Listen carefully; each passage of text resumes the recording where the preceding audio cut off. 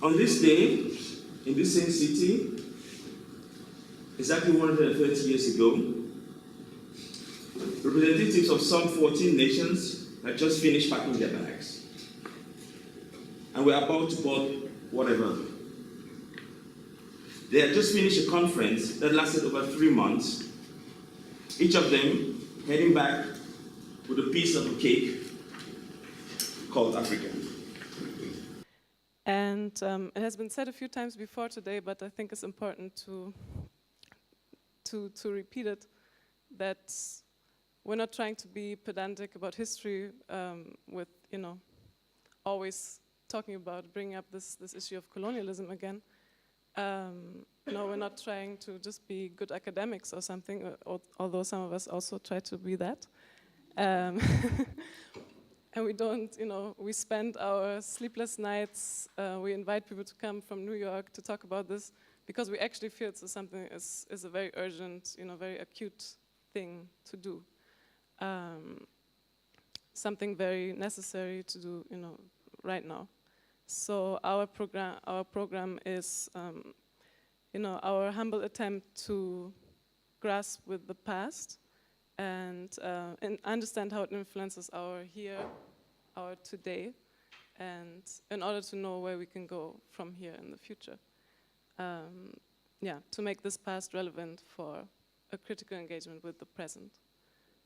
So we took the Berlin Congo Conference and the 130 years, how do you say that?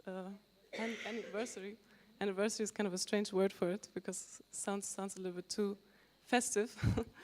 But we took that as a starting point to reflect on the repercussions of colonialism today. When I heard from Bonaventure to do a presentation on this project, I started doing something that I had to stop myself at some point, because I basically wanted to list all the becauses of Berlin, what Berlin has done.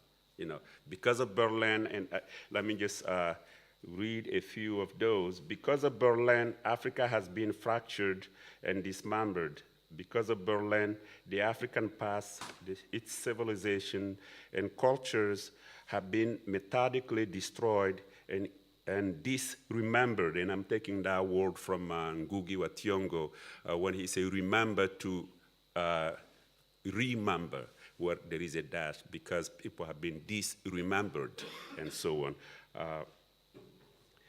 So that's very much Ngugi. Because of Berlin, Africa is still unable to stand up on its own and face humanitarian and natural crisis. And I have a lot of because here that I just say, okay, you said enough about this.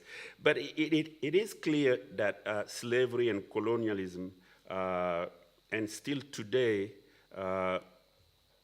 and then another because of coltan in Congo, gold and uranium, and many minerals and other raw materials elsewhere on the continent. And because of the current mass immigration to the West,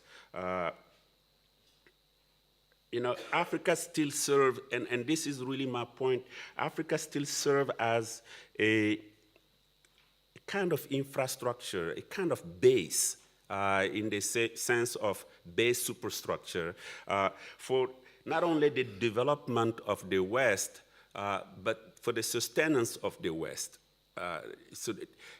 And reason why I'm using the word infrastructure or the word base, given that we are in Germany, das capital, I'm using this because usually the base is the part that's hidden. It is shown that, or it is implied that actually it's Europe that's helping Africa.